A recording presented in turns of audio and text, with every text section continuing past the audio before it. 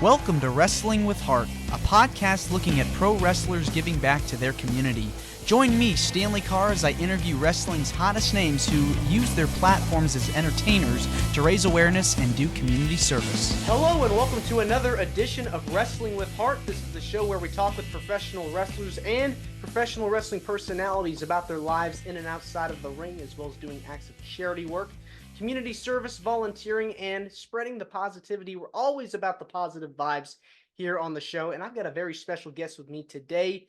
He is an ECW original, former World Heavyweight Champion, former Hardcore Champion with the WWE. I'm talking about the one and only Justin Credible. Justin, welcome to Wrestling with Heart.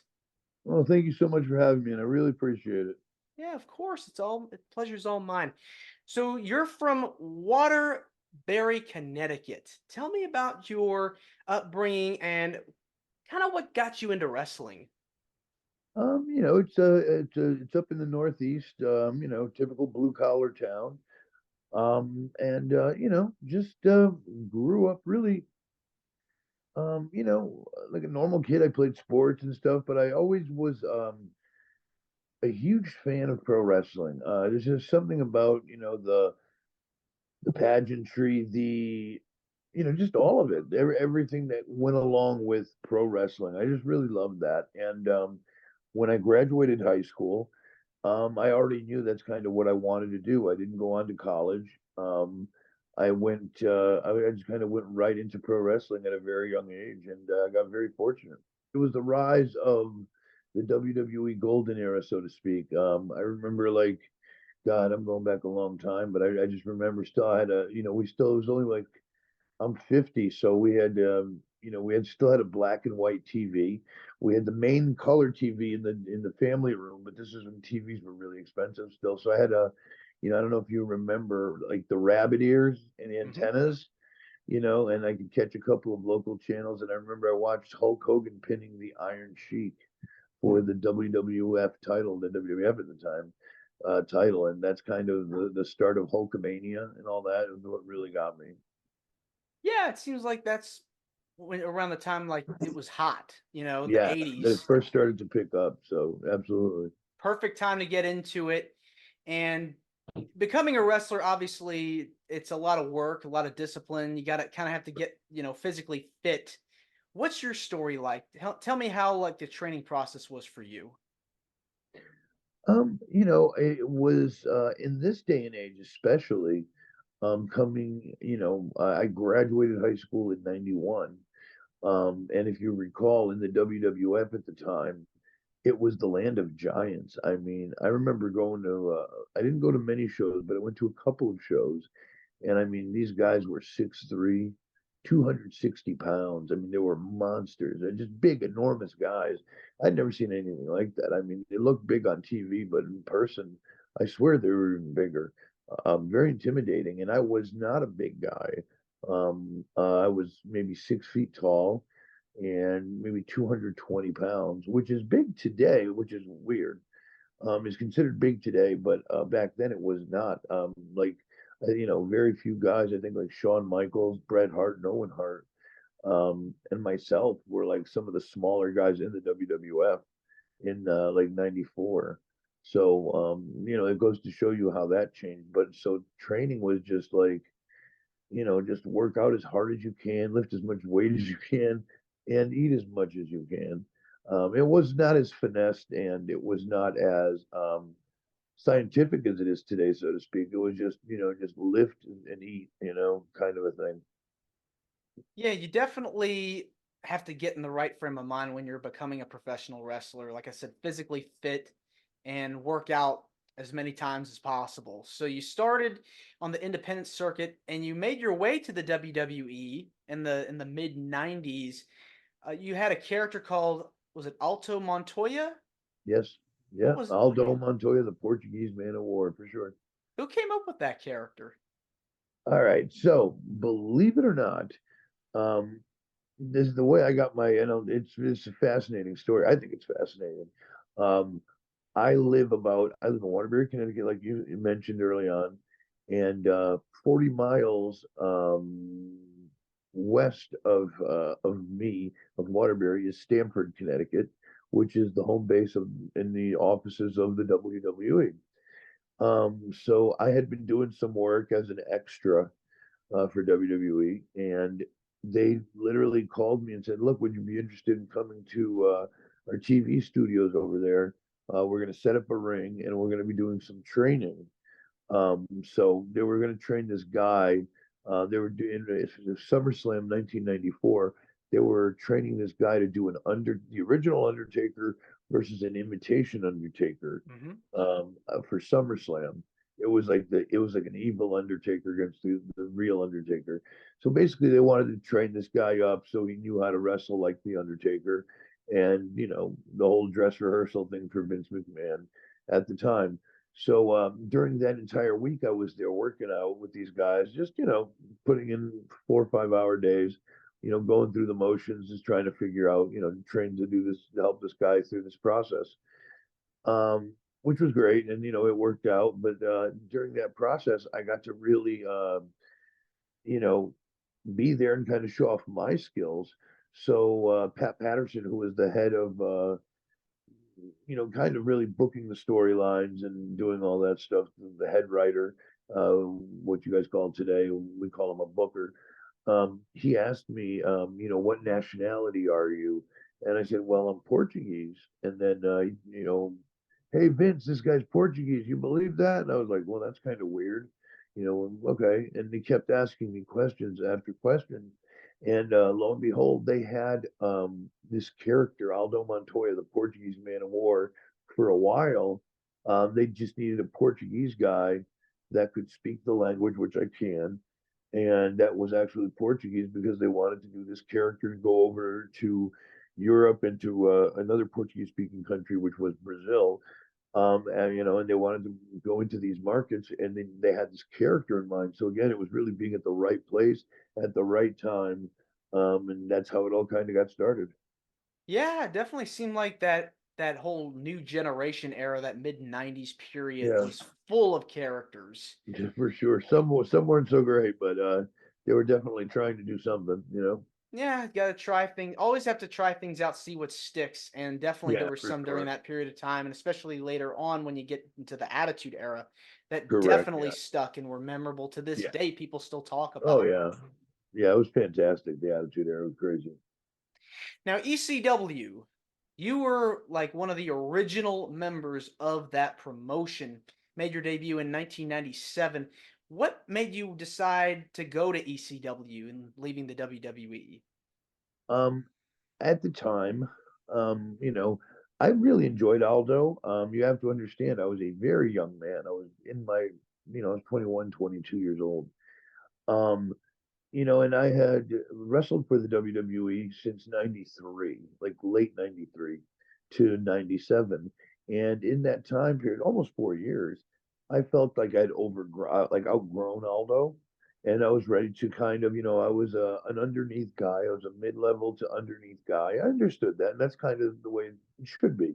I was learning the ropes, but I felt like I'd gotten to a point where I need to kind of grow. And I outgrew the character, and I certainly outgrew the push. I wanted to do more. So I got a meeting with Vince McMahon, and I expressed that. And this was around the time Scott Hall, who was good personal friend of mine, and Kevin Nash, who was also a good friend of mine, they went to WCW for the end to do the NWO. And I knew that those guys, they were always like, we can get you a job down here. We can, get you in the NWO, something like that. Hmm. So I went to Vince and I asked Vince for my release, which was again, they weren't doing anything with me. I thought for sure Vince would say yes. And then I could just kind of go and, expand and explore my, another character, just do something else. I thought it was time. And Vince said no, which kind of surprised me. And I was like, okay. And he suggested, because I still had like a year left on my deal, that I go to Memphis, Tennessee, which was Jerry the King Lawler's small territory promotion. If you ever watched the show The Young Rock, Hmm. right around the same time where Rocky was down there, I was down there too. I remember Rock was down there at that time. So I went down there around that time because he wanted me to be a heel and learn how to work as a heel. So I went down there. I was down there for about 8 weeks. Worked with a lot of people down there, and a lot of good people. And but anyways, at the end of the day, Paul Heyman, Tommy Dreamer, RVD, Sabu, we're down in Sandman. We're down there doing the ECW gimmick, like ECW versus Jerry the King Lawler's WWF guys. They were doing this angle for ECW, and I got to meet with Paul Heyman and those guys. And Paul got took a liking to me and to my work. And so basically, long story short, he negotiated with Vince to have me go to ECW and work for ECW, and the rest is kind of history. Yeah, I mean, ECW was like this renegade promotion, this hardcore wrestling, Smash Mouth, really pioneered so many elements that we see today in professional wrestling. Kind of led the birth to the Attitude Era, For sure. along with what WCW was doing at the time with the NWO, just kind of really ushering in this new era of professional Yeah, wrestling. yeah, for sure. I mean, it was well, it was time for a change. Wrestling had grown very stale. If you remember, WCW was doing horrible matches with like Hulk Hogan against Kevin Sullivan's Dungeon of Doom, Hmm. and those are horrible. And WWE again was doing just bad stuff. It was very cookie cutter, very almost cartoonish, and ECW was the furthest thing from it. It was hardcore, not just in the style, but also in the storylines. The kind of music we were coming out to cool music. The music of the day, hardcore like rock and roll or hip hop. We were super cool. Where those other guys were just like lame, and people started to recognize like what the hell is going on, like, and again that's when the Attitude Era and Scott and Kevin with their they just everybody started to kind of ramp up the cool factor, and went that route, and obviously that's when it all took off, and all three promotions, and you could say they kind of caught the Attitude Era was really kind of ECW's idea, which I think it was, but that's whatever. But it was just a change in a drastic change in what they were doing, what everybody was doing, really. Yeah, it seemed like all promotions were thriving, and with ECW, you had just an amazing group of talent. You Oh mentioned yeah, music earlier. Guys like Rob Van Dam came out to Pantera. right. Sandman came out to Metallica. You had all this really. It was cutting edge. Yeah, You yeah. And it when it really was was. and again to hear that music in these arenas, I mean we had to stay like if you went to a WCW event or a WWE event, the music wasn't like it is today. If you went to house shows, a lot of it was just glorified PA work, where we had like a nightclub DJ pumping through these huge sounds and entrance musics in these arenas where you can really hear it was just captivating. It was never done like that before. Now, of course, the arenas are different, much more state of the art, so the sound is better. But back then, believe it or not, and you're gonna think I'm full of shit. Sometimes, man, in the WWE, especially for European tours, we had a boom box with a cassette, and they would put the microphone to it, and that's how you'd hear the wrestler's entrance music. That's how lame it was. Wow. Yeah, and WCW too, because it wasn't what you think it is. All these arenas were kind of outdated, unless you were doing TV tapings. Then you had the trucks, and we brought in our own sound. But when you did house shows, it was very bare bones. You didn't have all the monitors and lights and stuff.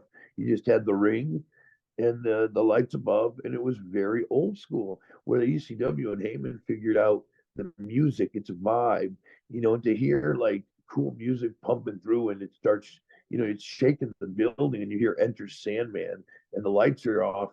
It's like what the hell, man? It was super dope and way ahead of its time. And Yeah. now that's just how it's done today, Yeah. It definitely has changed so much for since sure.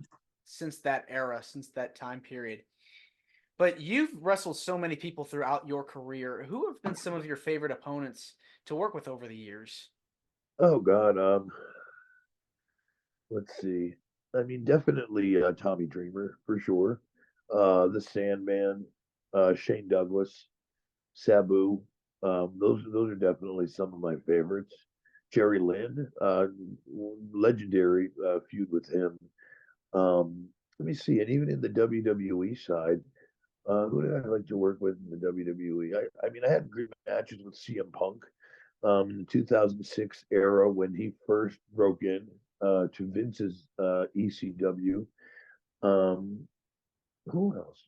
Jeez, I mean, I had good matches with everybody. I'd say those guys, though, for sure were some of my favorites. I remember that match that you had with Punk. Who would have thought Yes, that he would have become the big star that he is now? yeah, it's It's wild, unbelievable. man. And I remember him after the match. He was so grateful. He was actually in tears, thanking me because it went much better, I guess, than he had expected. And the office, the WWE office, was very grateful and very, very happy. So he was. I remember that he was very humble and very, very appreciative. It was good to me. I always loved Punk. We always got along. He was a good dude to me.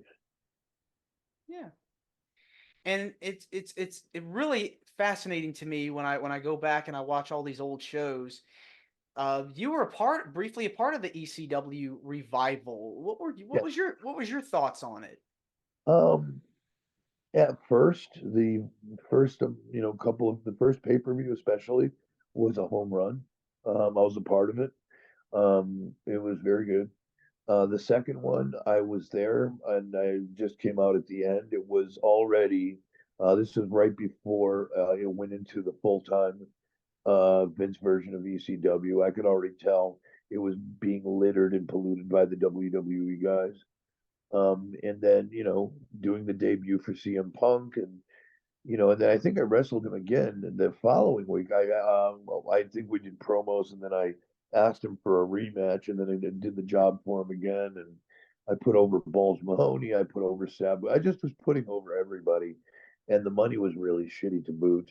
So shortly after that, I signed in 2005. I signed, and I left. I think at the end of 2006 because it was horrible. The money was bad, and I was killing my whatever credibility, no pun intended, that I had gained from being a superstar in ECW, and I knew they really didn't have any intention of doing anything with me. So, yeah, it was just brutal.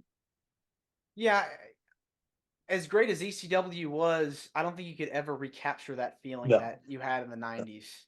no, no. And then the reason being too is what made ECW so special was we were against the establishment. We were counterculture. We were the rebels. Now we're working for the guys we were always talking shit about. You know what I mean? We're working for Vince. It just didn't fit what we were about. If they wanted it to work, they should have completely left it alone. They should have given Paul a budget and let Paul run it the way he ran it before. It was literally intertwined with their television companies and it was, with The Office. It was just, again, the same. It was more like working for WWE. They just called it something else. The politics were the same. The bullshit was the same. It wasn't ECW. And if they wanted it to truly succeed, which I know Vince could never do this, he could not. His ego is just ridiculous. He could not let it go. He should have said, "Hey, Paul, here's $10 million. Run ECW or whatever the figure would be." And then that would have worked. This way, it would not have worked. Let's switch gears now. Let's talk about some of the charity work and community service work that you've done. You've done a lot of philanthropy over the years. What were some of the organizations that you've worked with over the years? Um, well, geez, we did a lot of stuff um, with oh my God, it's really with the WWE, the wish the where you do wishes. What's The it the called? the Make a Wish. Make a Wish Foundation. Yes, through the WWE, we've done a lot of stuff with Make a Wish. And that was a big one. And we didn't get to pick and choose, but I just remember Sue Aitchison, who was one of the main people in WWE that took care of that, always had me going at least once a month to Make a Wish here in Connecticut, especially. So I did a lot of stuff there, and also in my own community, I do stuff to this day, feeding the homeless here in my hometown through the church and stuff. So I always try to give back, as much as you can, for sure. Yeah, I mean it's always good to put a smile on someone's faces, especially somebody that can't afford food or water. And Yeah. how long have you been doing that? Oh God, since I was probably 21, you know, not as much. To be honest, in full disclosure, I don't do as much today as I used to, only because I'm just not in the position to the way I was in the WWE, nor am I necessarily asked for to do it through those Make a Wish foundations. But again, in my local community through the church, I always do something. More of a hometown thing, though, for sure. Was there like a particular moment, whether it was Make a Wish or feeding the homeless, was there a particular story that really touched your heart when it came to helping someone out? Um, it was mostly just the kids, and having them come to the shows and having them see you backstage right before you go out, and really seeing the look in their eyes, and how grateful they are to be there in that moment, and making them feel special that you can kind of give to them. That's always amazing and special, for Yeah, sure. it definitely is, especially somebody that may be going through a hard time or somebody's Yeah, for sick. sure. Yeah, 100%, for real. Why do you feel passionate about helping out in your community? I just think it's always good to give back, right? To give to others. I mean, it's I've been down and out as well, and it's amazing when you're down and out, you almost feel like there's nobody there for you, and if you can help, even though you may not feel like you're doing as much as you should or could, it means a lot. It means a lot. As little as you could help or as much as you can help means the world to people that don't have as much as you. Outside of wrestling, what else are you doing? Do you have like a wrestling school? Are you training No, new? no, I don't do much of anything with wrestling right now. I mean, I do podcasting, I do autograph signings, but right now I'm just working as a chef in a little kitchen here in my local town, and work full-time job, man. That's it. That's a pretty cool job to have, serving A lot people of and, work, and brother. yeah, It's I'd a imagine. lot of work, but Was it's it fun. I love it. I always have. I always have. I've been doing this for a long time now, so it's a lot of fun. Do people recognize you when they come Oh into yeah. the Oh yeah, for sure. Yeah. Not as much as before, but most people do, especially the staff. Always got to bust your balls. they'll just look up old YouTube clips Old of you match, wrestling yeah. You can imagine. So it's pretty ECW. cool. Yeah. Yeah, that's awesome. Well, listen, Justin, this has been amazing getting the chance to speak with you today. I want to say thank you. It means a lot to me, to my listeners and viewers that are watching this on YouTube. Do you have anything that you want to promote or plug? Where can people find you if they want to get Sure. in touch with you? Just the typical, follow me both on Twitter and on Instagram, at PJ Polacco, and of course also on TikTok at PJ Polacco. And that's basically it, man. If you would like any one of my t-shirts, I have over 20 designs. Go on over to Pro Wrestling Tees, TEES.com / Justin Credible. And that's about it, man. All right. Well, Justin, again, thank you so much, and you're more than welcome to come back. Thank you so much. It was my pleasure, sir. All right. Have a good one. This is Wrestling with Heart. I hope you found this podcast to be informative and entertaining. If you did, please hit the subscribe button and look out for the next edition.